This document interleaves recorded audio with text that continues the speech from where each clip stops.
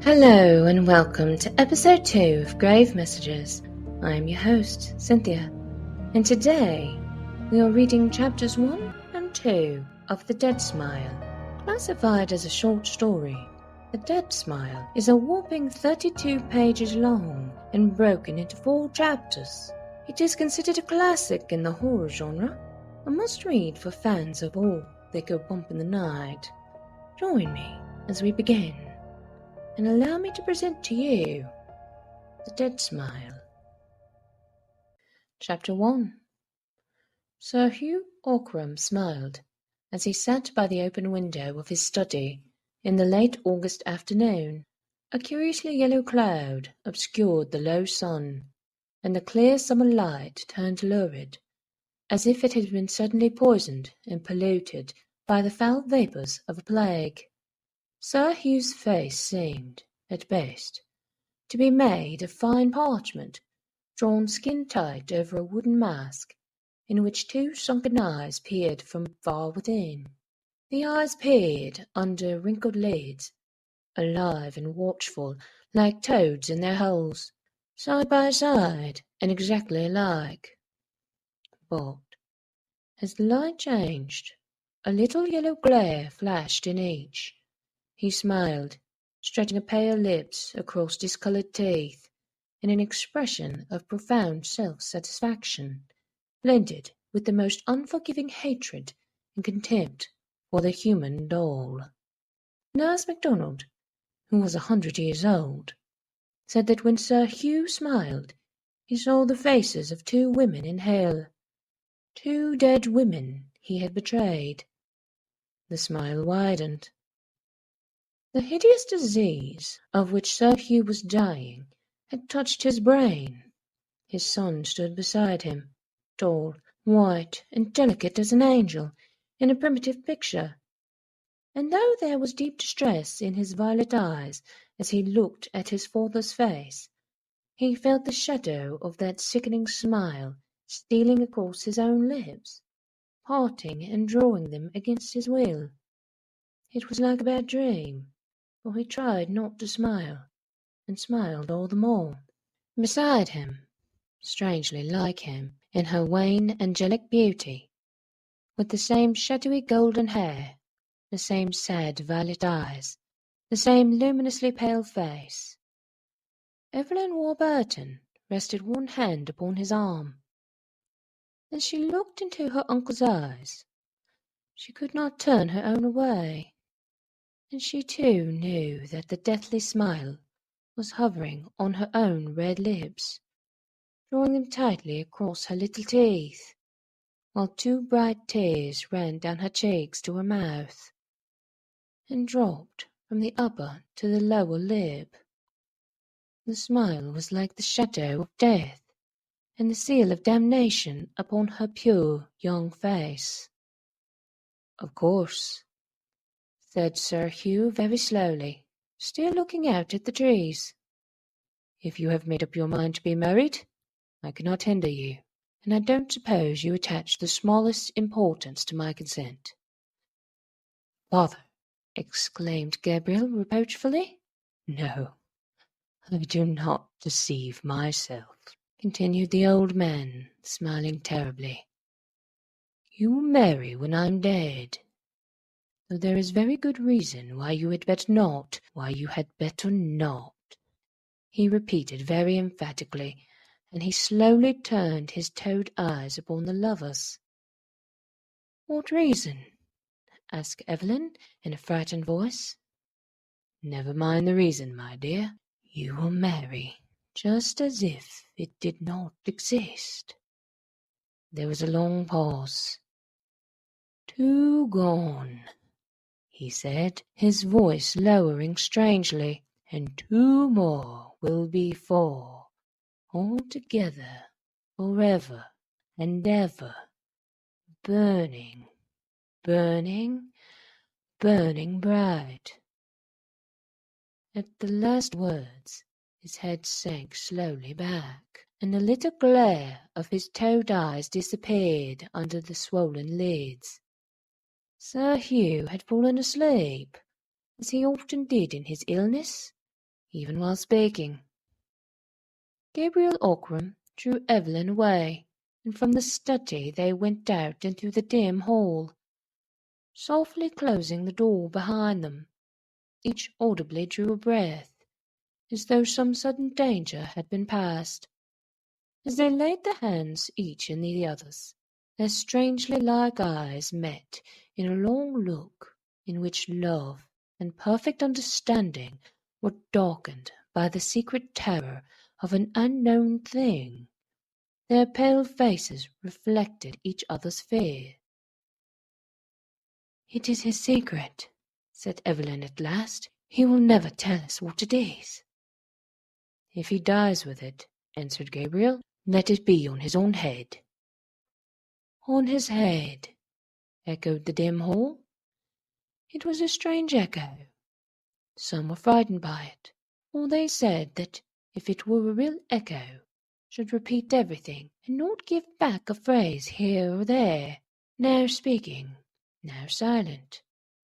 Nurse MacDonald said that the great hall would never echo a prayer when an Ockram was to die, though it would give back curses 10 for 1.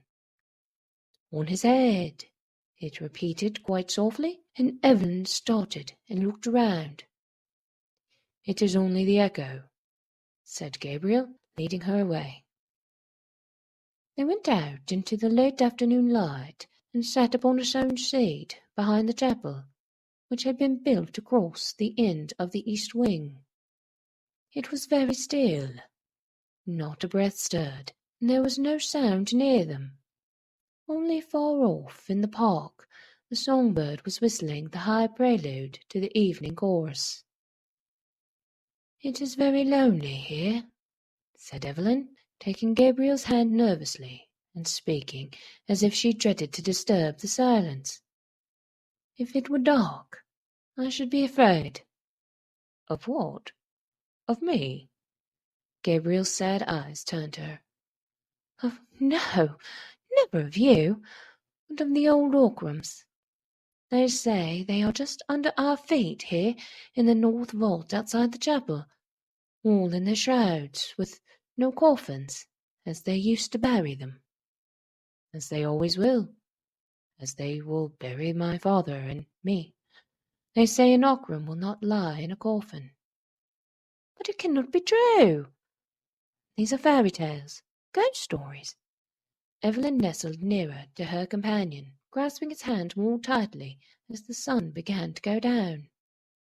"Of course, but there is the story of old Vernon, who was beheaded for treason under James II. The family brought his body back from the scaffold in an iron coffin with heavy locks, and put it in the north vault. But ever afterwards, whenever the vault was opened to bury another of the family, they found the coffin wide open, the body standing upright against the wall, and the head rolled away in a corner, smiling at it." "As Uncle Hugh smiles?" Evelyn shivered. "Yes, I suppose so," answered Gabriel thoughtfully. "Of course, I never saw it, and the vault has not been opened for 30 years. None of us have died since then. And if Uncle Hugh dies, shall you—" Evelyn stopped. Her beautiful thin face was quite white. "Yes, I shall see him laid there too, with his secret, whatever it is." Gabriel sighed and pressed the girl's little hand. "I do not like to think of it," she said unsteadily. "Oh, Gabriel, what can the secret be? He said we had better not marry. Not that he forbade it, but he said it so strangely, and he smiled." Her small white teeth chattered with fear, and she looked over her shoulder while drawing still closer to Gabriel. "And somehow I felt it in my own face." "So did I," answered Gabriel in a low, nervous voice. "Nurse MacDonald—" He stopped abruptly. "What? What did she—" "Oh, nothing. She has told me things. They would frighten you, dear. Come, it is growing chilly. He rose. Evelyn held his hand in both of hers, still sitting and looking up into his face. "But we shall be married just the same. Gabriel, say that we shall." "Of course, darling, of course. But while my father is so very ill, it is impossible." "Oh, Gabriel, Gabriel dear, I wish we were married now." Evelyn cried in sudden distress. "I knew that something will prevent it and keep us apart." "Nothing shall." "Nothing?" "Nothing human," said Gabriel Ockram, as she drew him down to her, and their faces, that were so strangely alike, met and touched. Gabriel knew that the kiss had a marvellous savour of evil. Evelyn's lips were like the cool breath of a sweet and mortal fear that neither of them understood. They were innocent and young, yet she drew him to her by her lightest touch, as a sensitive plant shivers, waves its thin leaves, and bends and closes softly upon what it wants.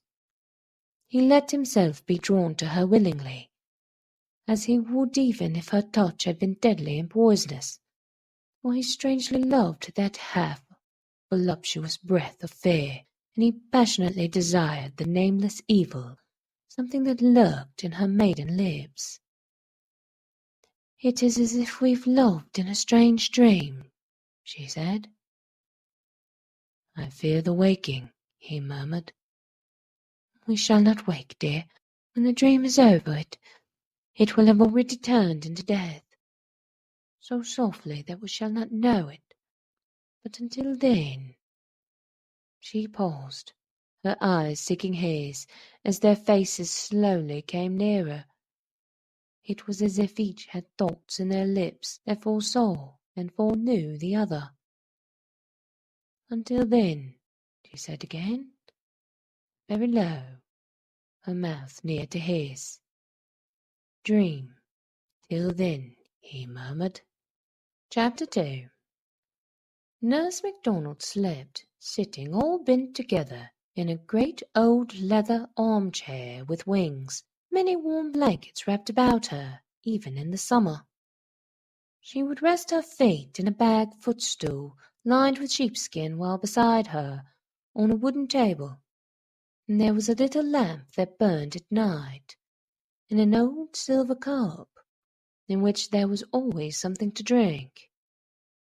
Her face was very wrinkled, but the wrinkles were so small and fine and close together that they made shadows instead of lines. Two thin locks of hair, that were turning from white to a smoky yellow, fell over her temples from under her starched white cap. Every now and then she would wake from her slumber, her eyelids drawn up in tiny folds like a little pink silk curtain, and her queer blue eyes would look straight ahead, through doors and walls and worlds, to a far place beyond. Then she'd sleep again, with her hands one upon the other on the edge of the blanket, her thumbs grown longer than the fingers with age. It was nearly 1 o'clock at the night, and the summer breeze was blowing the ivy branch against the panes of the window with a hushing caress. In the small room beyond, with the door ajar, the young maid who took care of Nurse MacDonald was fast asleep. All was very quiet.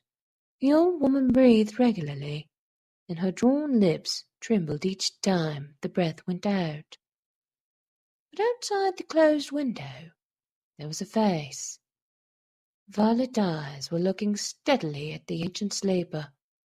Strange, as there were 80 feet from the sill of the window to the foot of the tower.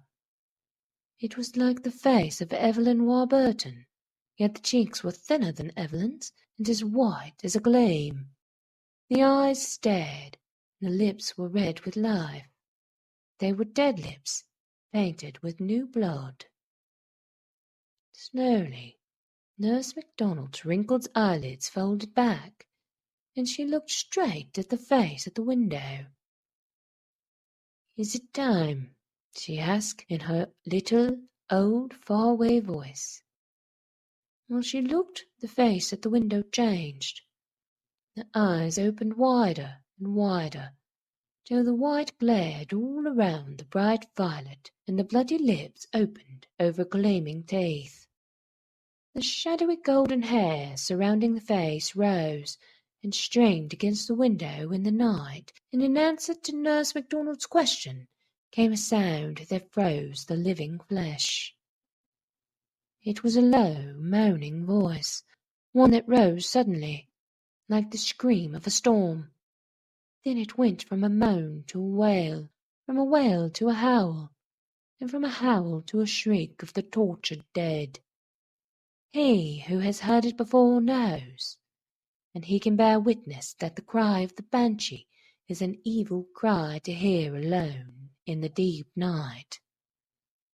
When it was over, and the face was gone, Nurse MacDonald shook a little in her great chair.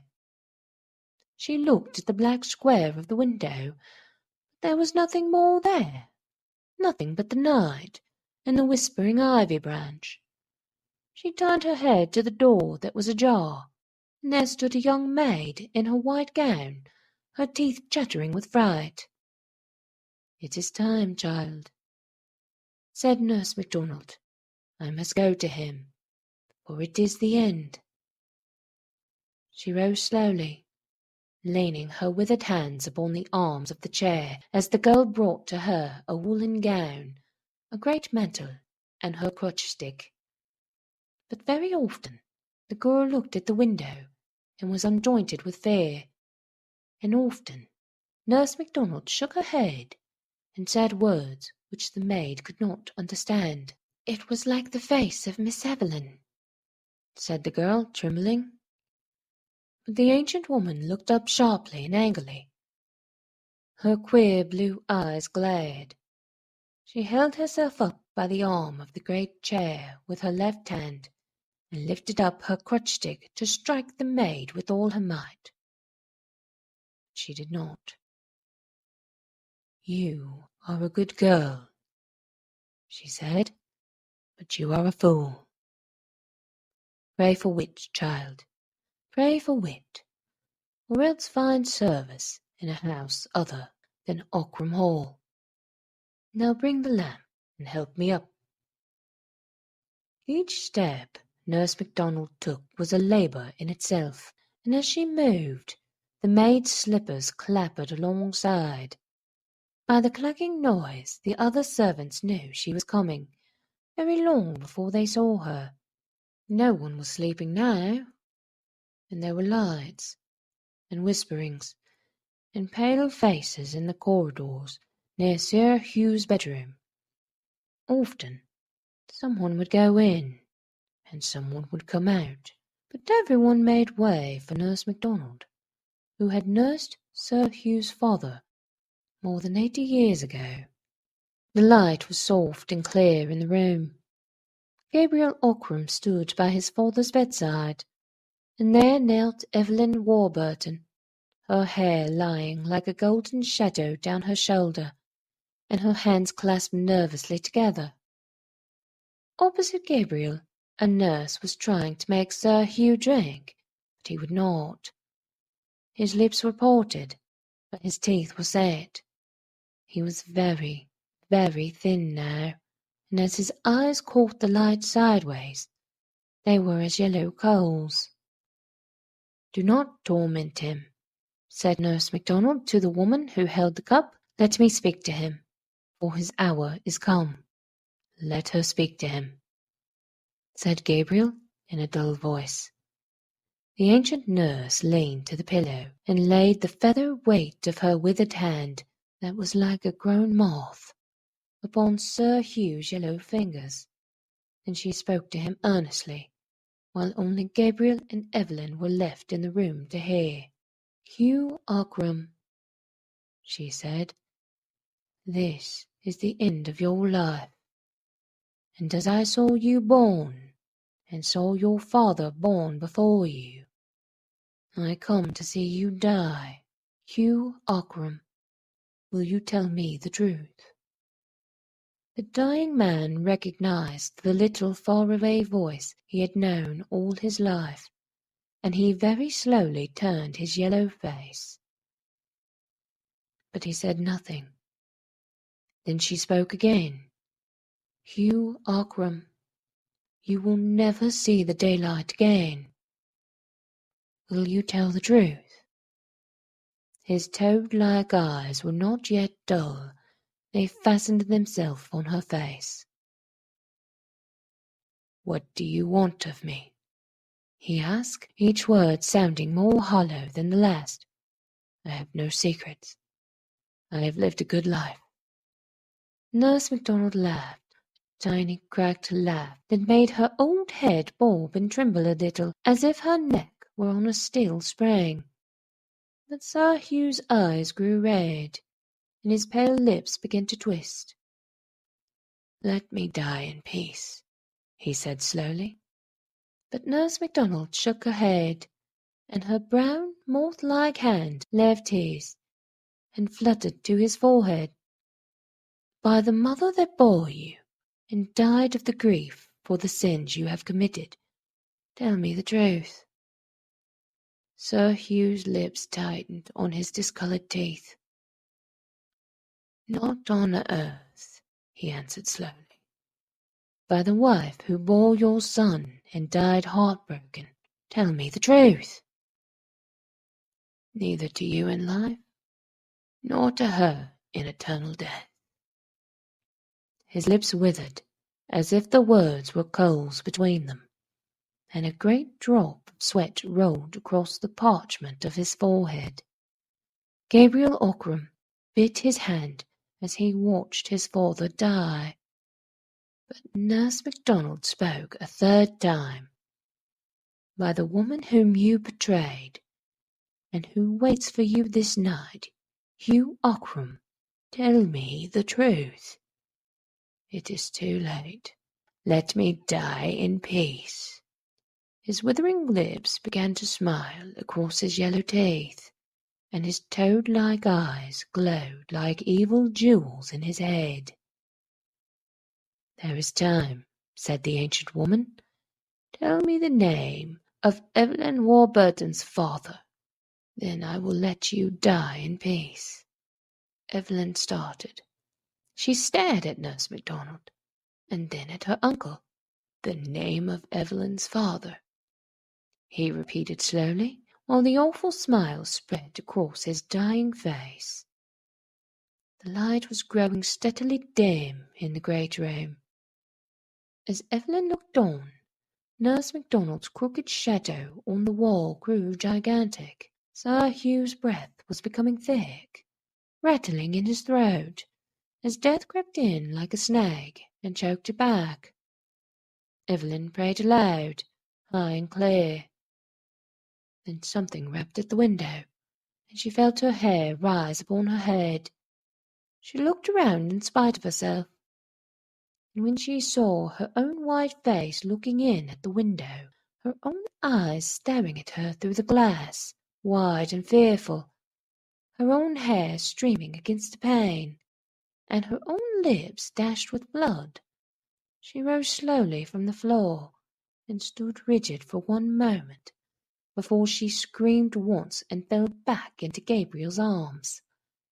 But the shriek that answered hers was the fierce shriek of a tormented corpse out of which the soul cannot pass for the shame of deadly sins. Sir Hugh Ockram sat upright in his deathbed and saw and cried aloud. "Evelyn!" His harsh voice broke and rattled in his chest as he sank down. But still Nurse MacDonald tortured him, for there was a little life left in him still. "Have you seen the mother as she waits for you, Hugh Ockram?" Who was this girl Evelyn's father? What was his name?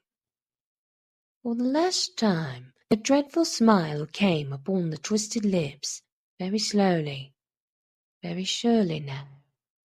The toad eyes glowed red, and the parchment face glowed a little in the flickering light. For the last time words came. "They know it in hell." Then the glowing eyes went out quickly, the yellow face turned waxen pale, and a great shiver ran through the thin body as Hugh Ockram died. But in death he still smiled, for he knew his secret and kept it still. He would take it with him to the other side, to lie with him forever in the north vault of the chapel where the Ockrams lied uncoffined in their shrouds, all but one. And though he was dead, he smiled, for he had kept his treasure of evil truth to the end. There was none left to tell the name he had spoken. But there was all the evil he had not undone left to bear fruit. As they watched, Nurse MacDonald and Gabriel, who held the still unconscious Evelyn in his arms while he looked at the father, they felt the dead smile crawling along their own lips, and they shivered a little as they both looked at Evelyn as she lay her head on Gabriel's shoulder. But though she was still very beautiful, the same sickening smile was twisting her young mouth too, and it was like the foreshadowing of a great evil that they could not understand. By and by they carried Evelyn out, and when she opened her eyes the smile was gone. From far away in the great house, the sound of weeping and groaning came up the stairs and echoed along the dismal corridors, as the women had begun to mourn the dead master in the Irish fashion. The hall had echoes of its own all that night, like the far-off wail of the banshee along the forest trees. When the time came, they took Sir Hugh in his winding sheet on a trestle briar, and bore him to the chapel, through the iron door, and down the long descent to the north vault lit with tapers, to lie him by his father. The two men went in first to prepare the place, and came back staggering like drunken men, their faces white. But Gabriel Ockram was not afraid, for he knew. When he went in alone, he saw the body of Sir Vernon Ockram leaning upright against the stone wall. Its head lay on the ground near by, with the face turned up. The dried leather lips smiled horribly at the dried-up corpse, while the iron coffin, lined with black velvet, stood open on the floor. Gabriel took the body in his hands, for it was very light, being quite dried by the air of the vault, and those who peeped in the door saw him lay it in the coffin again. They heard it rustle a little as it touched the sides and the bottom, like a bundle of reeds. He also placed the head upon the shoulders and shut the lid, which fell to with the snap of its rusty spring. After that, they laid Sir Hugh beside his father, on the trestle briar on which they had brought him, and they went back to the chapel. But when they looked into one another's faces, master and men, they were all smiling with the dead smile of the corpse they had left in the vault. They could not bear to look at one another again until it had faded away. Thank you for listening to chapters 1 and 2 of The Dead Smile by Frances Marion Crawford. What is Sir Hugh's dreadful secret? I'm pretty sure we have an idea, but nothing yet has been confirmed. A bit of housekeeping. Grave Messages is now available on all major podcast carriers, such as Apple, Spotify, and Google. Be sure to subscribe, and I shall see you in the next episode as we finish out The Dead Smile.